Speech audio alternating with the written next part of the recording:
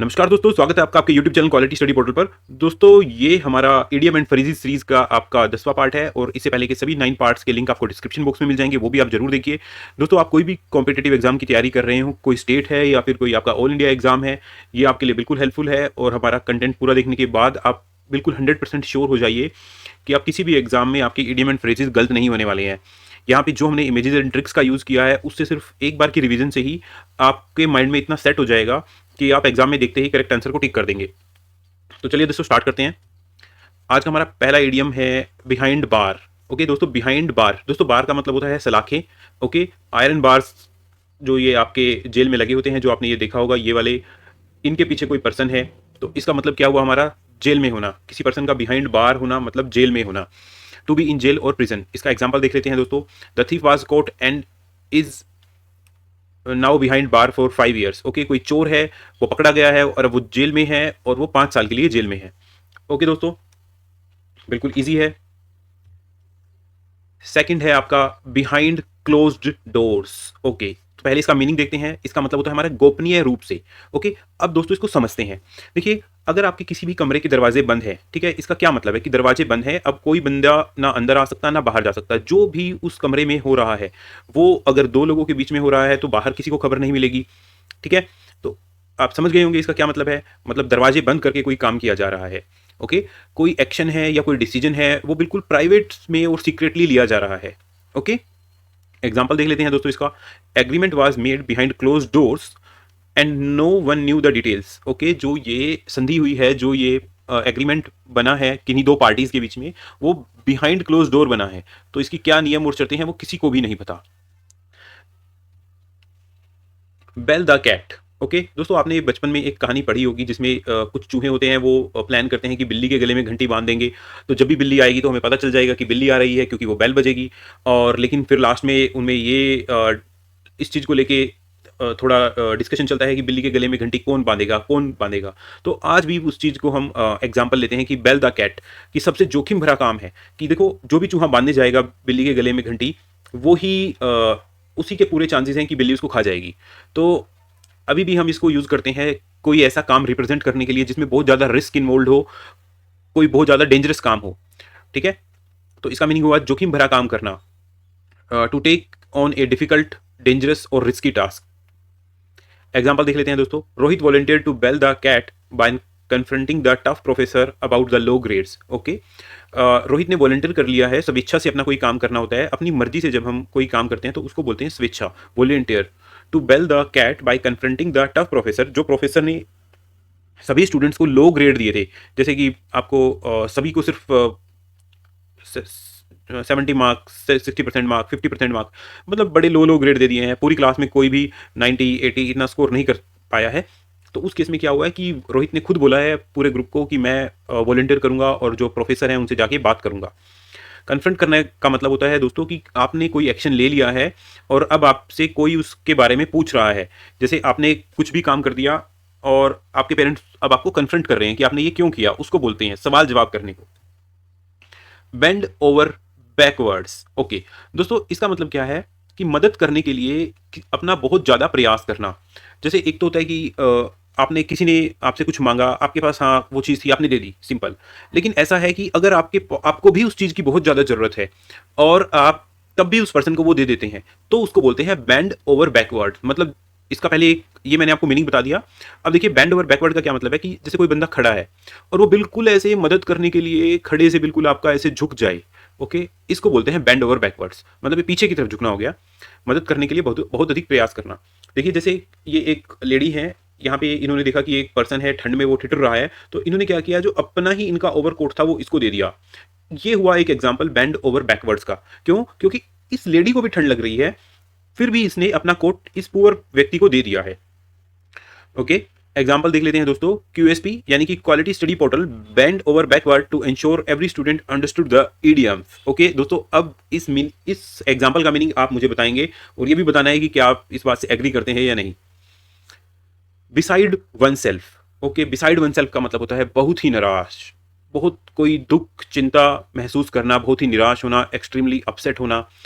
और बिल्कुल कोई बंदा बिल्कुल जब जिसको बोलते हैं ना भय में डूबा हुआ है, उसको बोलते हैं बिसाइड वन सेल्फ। ओके, देखो जैसे आप ये हो, ओके, अब आप बहुत ज्यादा निराश हो, ये हो, तो आपने देखा होगा कि जब निराश होते हैं तो हमें खुद भी पता नहीं होता कि जैसे आप देखिए कि कोई बंदा पार्क की बेंच पे बैठा हुआ है उदास निराश, तो उसके साइड में आके एक और बंदा बैठ गया तो उसे पता भी नहीं चलेगा, या कोई सामने से गुजर गया उसे पता भी नहीं चलेगा कि कौन गुजर गया है। तो इसका मतलब होता है कि वो बंदा वहां पर है तो, लेकिन वो है ही नहीं वहां पर, मतलब फिजिकली प्रेजेंट है बट मेंटली प्रेजेंट नहीं है।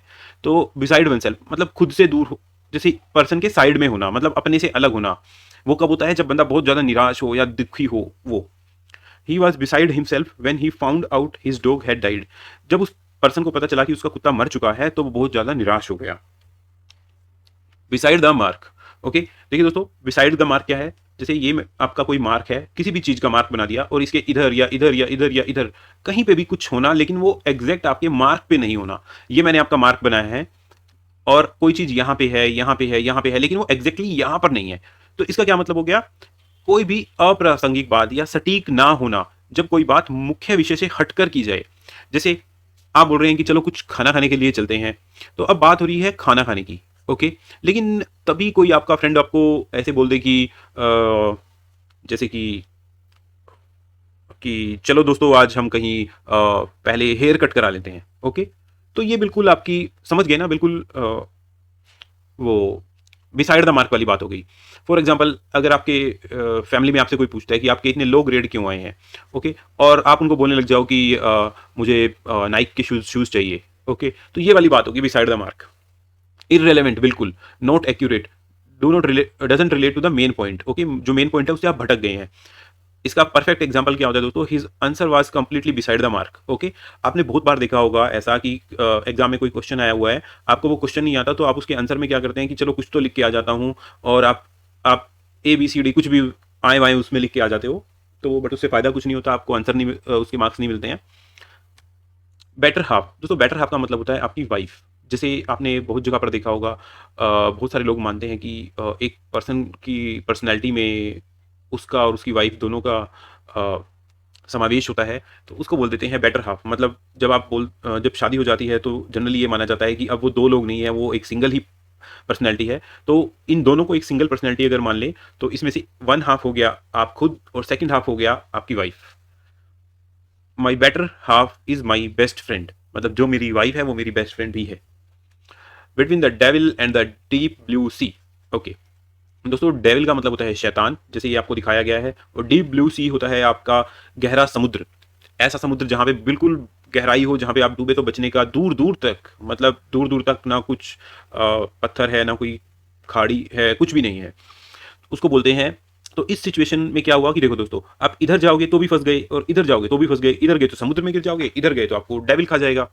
तो दो समान रूप से खतरनाक, मतलब ऐसे ऐसी परिस्थितियां जो समान रूप से खतरनाक है उनके बीच में फंसा होना। Stuck between two equally dangerous difficult situation, problems, कुछ भी हो सकता है।